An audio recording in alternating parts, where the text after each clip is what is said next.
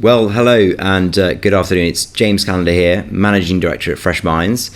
And today we're joined by our very own fellow Freshminder, Thom Cunningham-Burley, who is a director here at Freshminds. Well, in today's session, we're going to be talking about the rise of the contingent workforce. That's hiring people sort of on demand, particularly within the professional services world.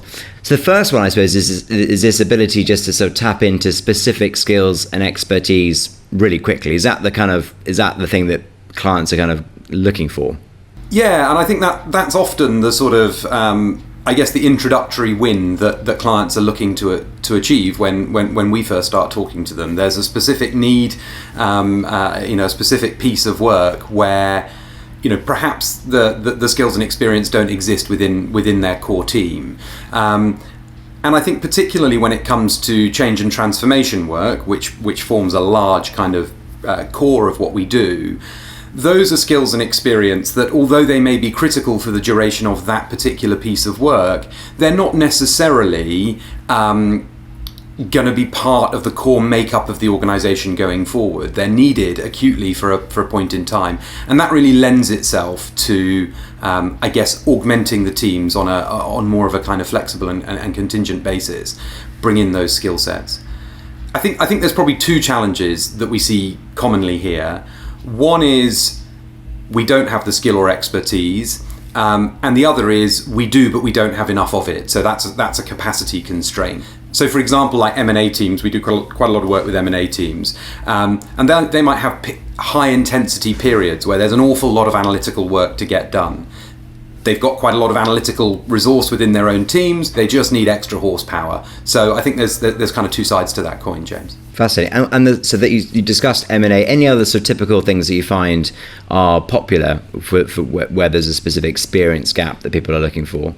Yeah, absolutely. I mean, part of the great joy of the Freshminds network is actually we get vast range of I imagine work, real sort of variety. But actually, let's take at the moment, for example, we're seeing an awful lot of sort of project management skill sets being required, and I think that's driven in large part by the fact that a lot of our clients are engaged in fairly ambitious and fairly high intensity change programs, and that requires a level of structure and management and facilitation where again they may not have those structures within their organisation, so they can bring people in, and that's really that's really impactful for them.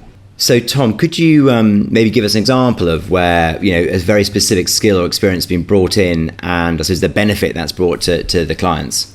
Yeah, absolutely. So we did a piece of work recently with a large consumer goods organisation who were looking to roll product out into a new market. So they were sort of developing their go-to-market strategy in a region of the world that they didn't really have a great deal of experience of working in, and they came to us to help them identify somebody who could really bring that sort of market knowledge to the table and help them shape up their plans around what they were intending to do. I think what that resulted in is just a much higher degree of confidence within that organisation that the plan that they landed on was likely to be a successful plan. And I think that's just a really good example where a core team is busy working on and delivering a project, but they occasionally need that outside in lens to be able to come in and add the sort of expertise. And what did that individual person have? What was their ninja skill set that they brought to that? Yeah, so in that instance, they had a combination both of quite relevant consumer goods experience, but they had actually, in a previous role, undergone a very similar piece of work. So they had actually helped another organisation to roll out different product, and but essentially to roll out and mobilise into that specific market. So they knew and understood the context of the market and the likely challenges that the organisation would face. And again, their input actually was just for 3 weeks, but it was enough to let them know that the plans that they were drawing up ultimately were appropriate and were pointed in the right direction. So experience on demand, and I guess the other key benefit number 2 is just all around this flexible workforce, dialing up, dialing down. Could you maybe give us a little bit more colour on that? Yeah, and I think the flexibility win is sort of particularly pertinent at the moment. I think given the sort of last couple of years, and given the enduring uncertainty sort of looking forward, I think a lot of organisations have really kind of come to the realisation that achieving a blend of sort of core substantive teams and contingent on-demand teams is probably the smart way forward. Now, that sort of ratio, that sort of contingent workforce ratio, if you will vary from organisation to organisation. But I think most of the clients that we work with recognise that whereas in the past they might have been sort of 90% full-time, full-staffed teams, yes, and 10% a bit of, a bit of sort of ad hoc support in addition. Now that's moving probably more towards a sort of 80-20 or even a 70-30 blend, where they can say actually just inherent flex within the team is good. It's good for productivity, it's good for resilience, and it just makes us a bit more agile and a bit quicker to respond when we need to. And do companies have a specific contingent workforce ratio that they work to? You mentioned some good stats there. Is that something that they are working on at the moment? Yeah, so we're increasingly having conversations with with sort of heads of HR and operational leads within businesses, where that's really the sort of the number that they're trying to figure out. It will vary from organisation to organisation, but I think increasingly, we are seeing that's a number that is kind of being baked into people's sort of organisational planning. And when organisations plan their structure and plan their resourcing levels, really sort of consciously thinking, well, how much of this is going to be contingent or on-demand resource that we can dial up and dial down? That's a question that I think a lot of people are asking. Yeah, no, and I'm sure if you zoom out to the broader professional services worlds of legal and HR, that some of our competitors, peer companies, I suppose, who provide on-demand lawyers or on-demand HR people, very much so playing to that thing whereby HR or legal support is something you need for a specific time, and then you can bulk it up, and then when you need to dial it down, you can dial it down, and that is definitely an enduring sort of benefit of the flexibility. Now, amongst we've spoken of experience, we've spoken a bit on the flexibility side of things, but you also cite this notion of focus, like deep focus, as being a real benefit. Could you tell us a little bit more what your clients are experiencing around this benefit of this focus point? Yeah, the focus point, I think, is probably best summarised by the fact that I'm sure anyone listening to this who works in change and transformation knows and understands that actually the number of change and transformation projects that are deemed to have been fully successful, fully realised the change and the impact that they set out to, is probably lower than all of us would like. And part of that, I think, is down to the fact that all too often many of these critical projects or critical sort of programs of work are necessarily tacked on to people's other business as usual responsibilities. I've got core elements of my job that demand and require my focus, and then there's sort of other bits that come along. Now, for change and transformation in particular to be done well and done properly, it needs to be somebody's top job, and that's really where, again, bringing in the individual who is going to be able to hold the pen on that particular issue, that particular problem, increases the chance that you're going to actually give it the focus and get the impact out of that piece of work. Yeah, it is clearly evident that strategy and planning gets you only so far, but if there are 3 or 4 big goals to hit as an organisation, having a PMO or a special transformation team set up would, I guess, give a lot more focus to ensure that it actually gets done. And it really brings execution and delivery to be front and centre in any sort of corporate change programme.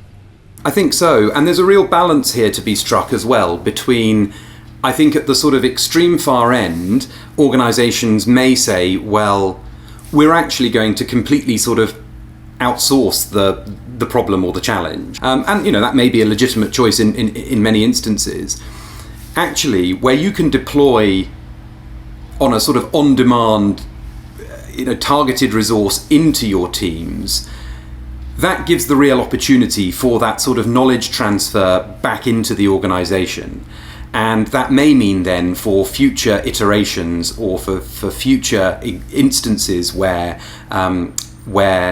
those skills and that approach might be needed again, your organisation has acquired and retained a little bit more of that capability themselves, and that's often seen as a sort of as an additional benefit when it comes to that kind of combination of flexibility and focus, I think. Yeah, which then leads us to our fourth, or your fourth benefit, which was something I hadn't probably thought about probably as directly, which was diversity of thought, diversity of team. And I think if we look at Freshminds also has a permanent search business, and obviously diversity and inclusion has been a very big topic for the last 15, 20 years. But I never thought it would be a noted benefit of the interim workforce or the sort of on-demand workforce. Could you maybe tell us what you've been finding there and examples that you'd like to share with us? Absolutely, and this is, in all honesty, this is a part of the job and a part of the work that we do that I get particularly sort of animated about. We could do a whole series of conversations just about this. There's enormous wins available to organisations using contingent and flexible resourcing models when it comes to diversity, and I'll probably split it into two sort of real areas. The first is actually, can we make our own organisation, our own workforce more diverse? And I think the real sort of obvious win there is the fact that by engaging people on a project by project basis rather than purely by saying we're actually setting out to hire a bunch of people permanently, you broaden your talent pool. Suddenly you've got access to pools of talent that you probably don't have access to otherwise, because they're not looking for a full-time job for the next however many years. What they're looking for is a really interesting and impactful project to come in and work on. And that's just a great win. A good example of that, a consultant who we've worked with probably on 20 or 30 projects over the past few years, absolutely, top of his game. He also is a scriptwriter, and he likes to spend large chunks of time, pursuing that, which means he's not in the market for a permanent strategy role, but he is in the market for projects, and that just works brilliantly well. Given the kind of war for talent, if you like, that is raging, anything that organisations can do to broaden their talent pool, I think is a win. And if that means that you gain access to individuals who you struggle perhaps to attract to your organisation, that can be a quick win on that side. And then I think the second sort of point around diversity is what we often refer to within the organisation as diversity of thought. And this is the opportunity to bring people onto projects whose own sort of professional experience may be different, different from the organisation that you run. And I think diverse and analogous experiences being brought into projects, that can lead to some really impressive outcomes. That sort of cross-pollination of ideas. So I think that those are probably the two big wins under the banner of diversity. Great, and also I assume it's a just wider wider pools of people, wider skills one can tap into, and not just hiring the same consultant who's on the project before to do the next project. It's about bringing a bit of sector, bit of functional, even a bit of design thinking that may not have been within a permanent team. Absolutely, and being able to tailor that to the context of perhaps the core team or the permanent team that you've got in place. If there's an opportunity to bring in a perspective or a different lens that is going to then help that group of people to unlock some capability or some impact that they may have, that's hugely rewarding for the core team as well as for the contingent team, and we see those wins all the time. Those are definitely the good days in the job. I'm sure there are the occasional bad ones too. I mean, I think anybody who works in a people industry knows that that people are complex and unpredictable, and that brings joy and challenge in equal measure. Yes. So I just have one more example on this diversity point. You mentioned the gentleman who makes movies. What other sort of examples of sort of individuals who maybe wouldn't typically be staffed onto a consulting project have you been able to bring in terms of this sort of wider pools that people can access through Freshminds or through on-demand workforce? Yeah, so I think there are some sort of fairly common themes that emerge when it comes to looking at, I guess, talent pools that may be more addressable on a project basis. So parents is one. Yeah. I am a parent myself, and in our household, knowing that there's flexibility around when one of us chooses to work or not work is actually really valuable, really conducive. So that's great. Particularly, actually, when you're working in quite a high intensity profession. The consultants that we place onto projects are often working, these are time sensitive, high stakes pieces of work. So actually to be able to sort of dial down for a couple of weeks and focus on other aspects of your life is a pretty healthy space to be. I think the other area is, and this has really been accelerated through the kind of COVID-19 experience, is actually just the sort of global the global talent pool that exists out there, and the fact that on a project basis you really can tap into that global talent pool much more readily.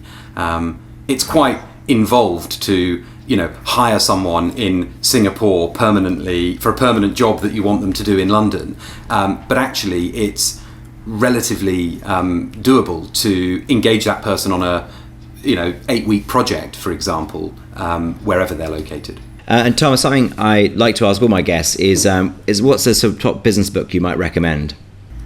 Oh, good heavens! Now that is challenging. I think one that I have been enjoying, both actually in book and audio form at the moment, is Michael Barber's book called Accomplishment, and it's actually a series of interviews with a really sort of fascinating group of people who take on big challenges across business, across sport, across the arts. So Michael Barber's book Accomplishment, I would recommend that. Great.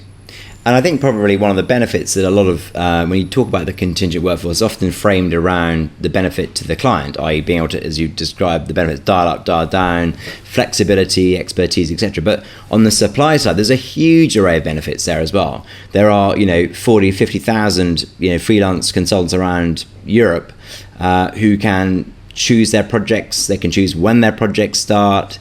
They can choose the subject matter of the project in a way they could never do when they were working as a full-time strategy or management consultant. And that's surely a benefit that should be expanded more. Yeah, absolutely. It's a great benefit, and I think at different stages in people's careers we see this. Our network spans from super senior sort of partner level consultants right the way down to relatively recently graduated analysts.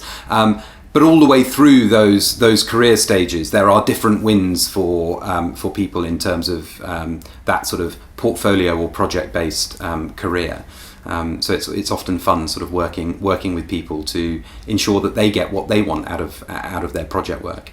So I hope you enjoyed that. Thank you for joining us for our talk with Thom at Freshminds about the rise of the contingent workforce and specifically for benefits that have been brought about. Thank you so much, Thom, for giving your time this afternoon to speak to us about the on-demand workforce. And thank you to our listeners and watchers for tuning in. Thank you. Thank you, James.